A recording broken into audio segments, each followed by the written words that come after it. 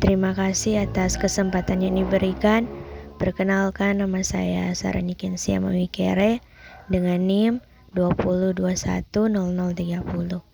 Saat ini saya akan mempresentasikan rekayasa perangkat lunak berbasis aplikasi dengan nama aplikasi Artificial Health untuk tugas akhir ujian semester mata kuliah rekayasa perangkat lunak.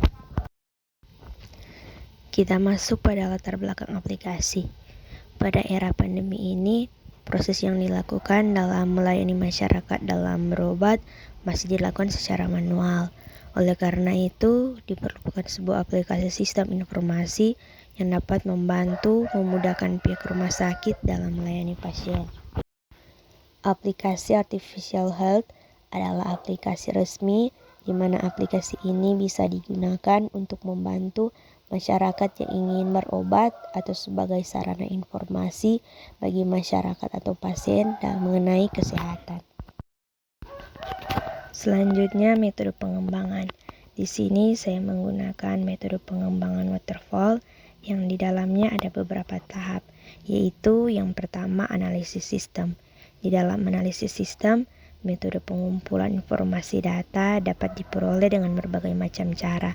Di antaranya ada observasi, survei, wawancara, dan sebagainya.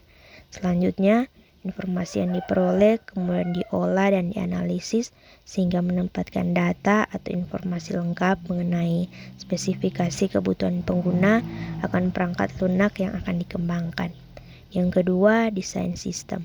Pada tahap ini kita akan mulai menuangkan ide-ide kita terhadap permasalahan yang ada. Perancangan ini dilakukan dengan tujuan untuk membantu memberikan gambaran lengkap mengenai apa yang harus dikerjakan. Yang ketiga, ada penulisan kode program.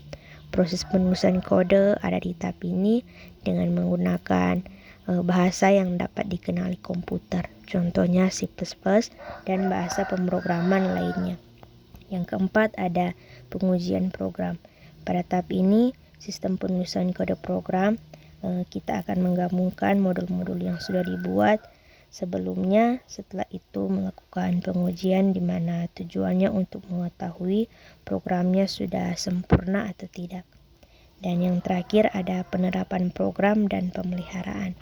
Pada tahap akhir ini, perangkat lunak yang sudah jadi akan dijalankan oleh pengguna. Di samping itu juga dilakukan pemeliharaan terhadap perangkat lunak ini. Sekarang kita akan masuk ke analisis DFD, diagram konteks. Jadi di dalam diagram konteks level 0, Artificial Health ini terdapat 3 entitas dengan masing-masing proses, yaitu pasien. Yang pertama, pasien mengumpulkan data pasien ke dalam sistem informasi. Kemudian proses dari sistem informasi menuju pasien. Pasien akan mendapatkan nomor antri pasien. Yang kedua, admin. Proses yang terjadi di admin yaitu dari sistem menuju admin, menerima laporan keluhan pasien, dan proses menginput laporan data pasien ke sistem. Dan yang terakhir, dokter. Proses yang terjadi dari sistem ke dokter yaitu menerima laporan data dan laporan keluhan pasien. Selanjutnya kita masuk ke analisis DFD, diagram level 1.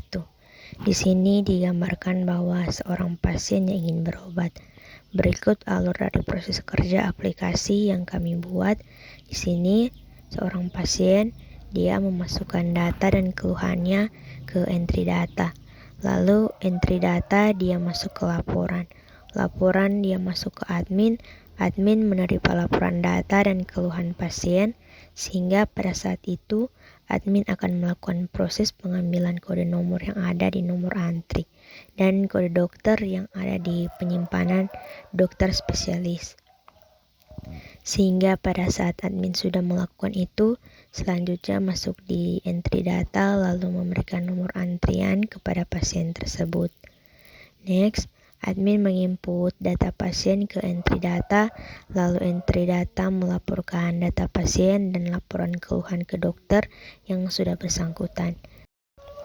Selanjutnya, analisis IRD.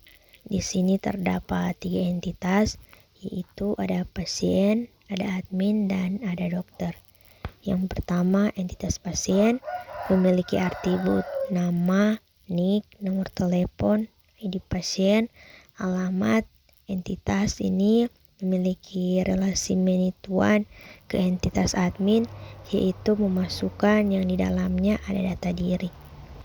Selanjutnya, entitas admin memiliki atribut ID admin, username, password.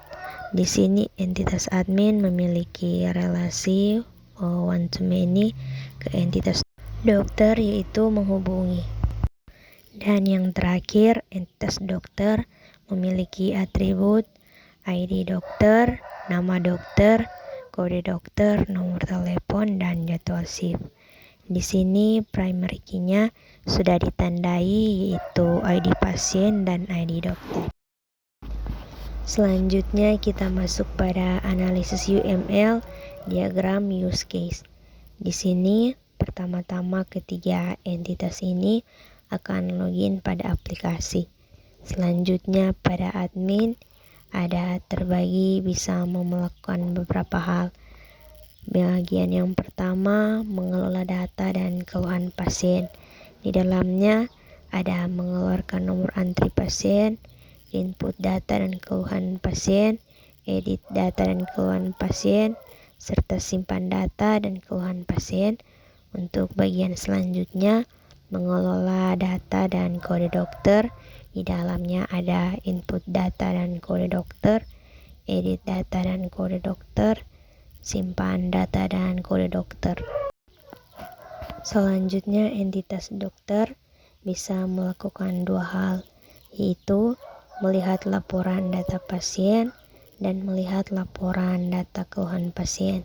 Selanjutnya untuk entitas ketiga, pasien bisa melakukan dua hal, yaitu pasien akan mendapatkan nomor antri dan melihat informasi dokter mengenai keluhan pasien.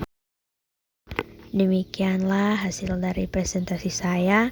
Maaf jika ada kesalahan kata yang menyinggung. Terima kasih telah menonton video ini.